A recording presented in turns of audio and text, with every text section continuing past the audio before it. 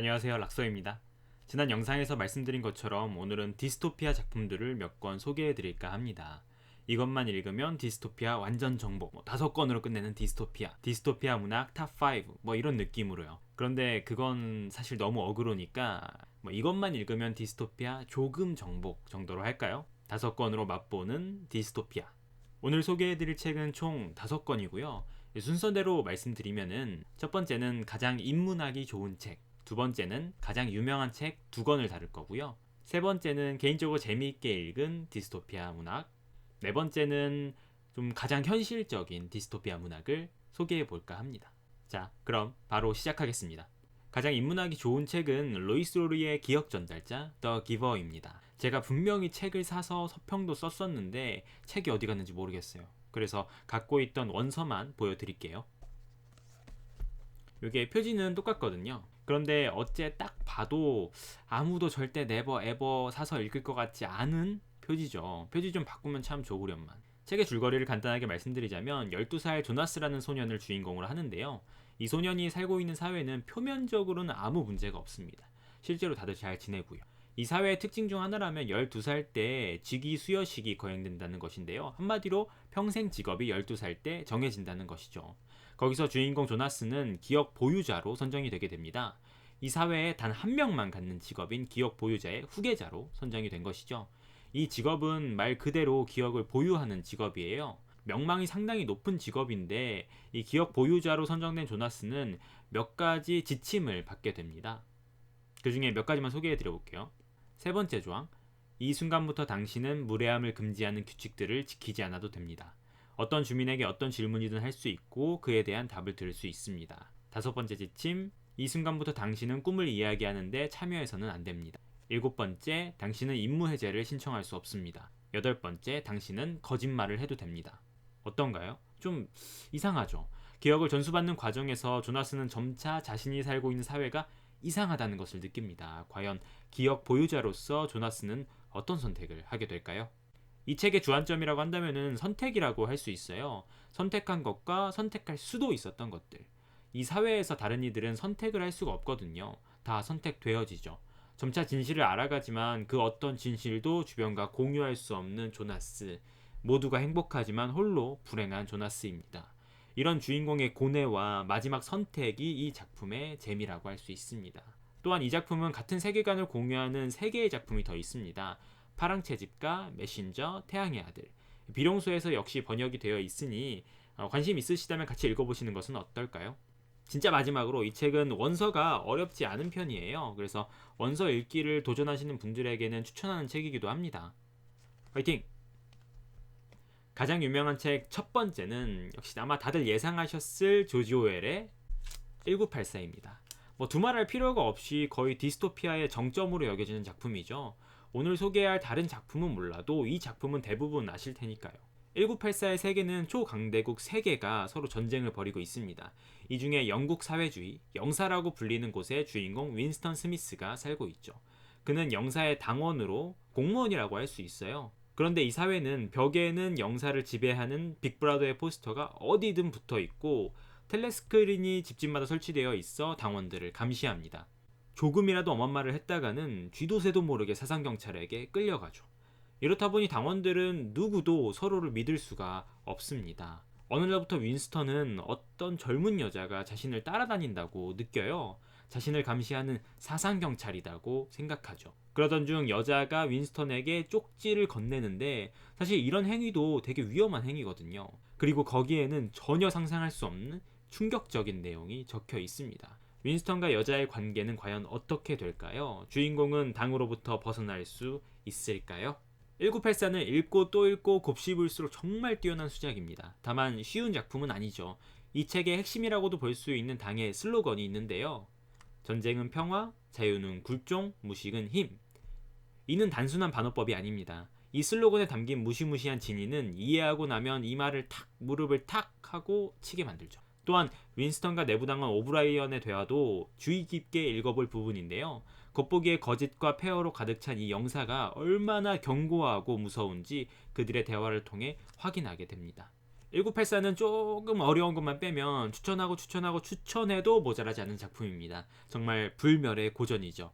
디스토피아의 정점을 느껴보고 싶으시다면 1984 어떠실까요? 그리고 1984를 기념하기 위해 1984년에 특별히 제작한 영화도 있으니 이 책과 함께 보시는 것도 추천드립니다. 가장 유명한 책 두 번째, 1984와 더불어 항상 라이벌로 꼽히는 작품이죠. 바로 올더스 헉슬리의 브레이브 뉴 월드, 멋진 신세계입니다.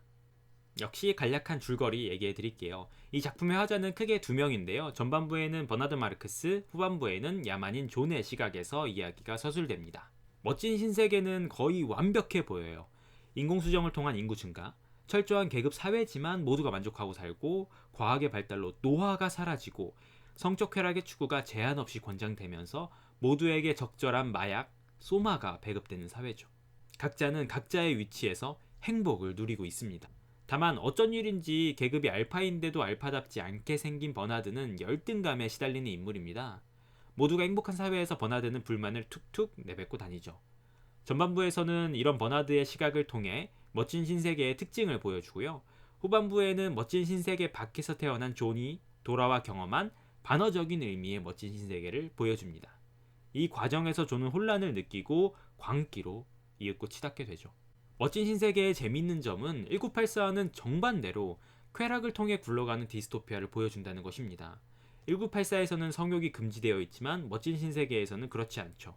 그러면서도 역시 상당히 견고한 사회 시스템을 보여줍니다. 모두가 이미 행복한 사회에서 무엇을 할 수 있는가? 이런 질문이 떠오르는 작품이죠. 여러분이 만약 존이라면 어떤 선택을 하실까 궁금하네요. 결말이 참 충격적이었던 멋진 신세계. 읽다 보면 헉슬리의 놀라운 과학적 상상력이 돋보이는데요. 이는 참 가족력인 것 같아요. 대표적으로 헉슬리의 할아버지는 다윈의 불독이라고도 불렸던 토머스 헉슬리거든요. 그 외에 가족들의 경력이 진짜 어마합니다. 1958년에 헉슬리는 다시 찾은 멋진 신세계라는 작품을 출간하기도 했는데요. 관심 있으시다면 그것도 한번 추후에 읽어보시는 건 어떨까요? 현재 생각보다 시간이 많이 흘렀어요. 심적으로 매우 초조해집니다. 영상이 10분만 넘어가도 긴데 이거 어떡하죠? 분명히 넘을 것 같은데 나머지 두 작품 이제 빠르게 한번 소개해 보도록 하겠습니다. 네 번째는 꿀잼 책 마거리에트 우드의 더 핸드메이드 테일, 시녀 이야기입니다. 이 책의 내용은 길리아드라는 사회를 배경으로 한 시녀의 삶을 보여줍니다. 그녀는 길리아드라는 이 가부장적 성경 바탕의 사회가 만들어지기 이전에 태어났던 한마디로 자유를 경험했던 여성인데요. 갑작스럽게 변한 사회와 그로 인해 시녀로 살게 된 그녀의 삶. 그녀는 과거를 잊지 못하고 억압된 시녀의 삶 속에서 체념하며 살아갈 수밖에 없습니다. 그러나 시녀로서의 그녀의 역할은 결국 대리모에 불과하고 임신을 하지 못하면 죽음으로 내몰리게 될 수밖에 없는 운명이죠. 그리고 그때 그녀에게 주어진 위험천만한 일탈. 조금이라도 꼬투리가 잡히면 죽는 상황에서 그녀는 과연 살아남을 수 있을까요? 이 작품에 대해 이야기할 때면 저는 항상 주변에 이렇게 이야기해요. 이 작품은 마치 빨간 드레스에 구두를 신은 시녀가 캄캄한 어둠 속을 촛불 하나의 의지에 걸어가는 것 같다고. 정말 그도 그럴 것이 이 작품은 길리아드라는 사회를 명확하게 묘사하지 않고 주인공의 시각에서 그 입장에서 볼 수 있는 부분만 살짝 비추거든요. 그렇다 보니 긴장감도 유지되고 궁금증은 좀처럼 사그라들지 않죠.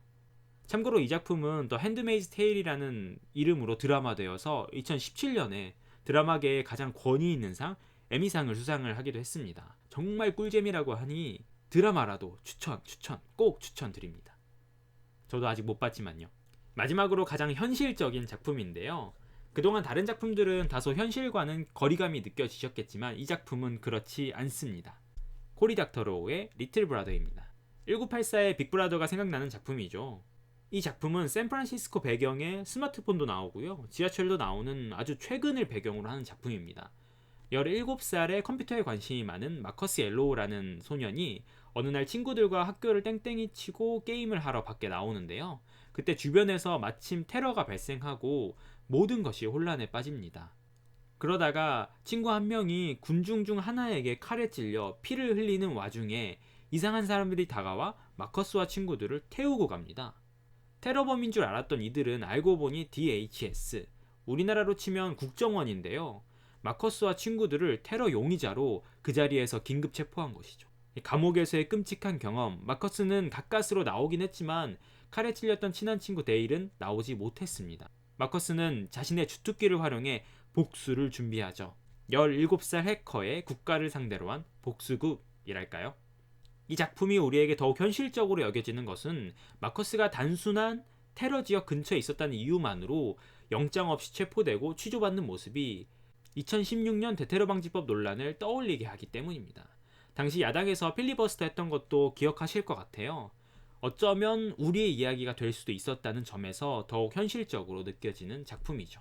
그리고 가장 최근 작품이다 보니 템포도 좀 빠르고요. 술술 읽히는 편이에요. 무엇보다 복수로 향하는 과정도 상당히 재미있고요. 이 책의 후속작 홈랜드라는 것도 있으니 재미있으셨다면 그것도 한번 읽어보시는 것도 나쁘지 않겠네요.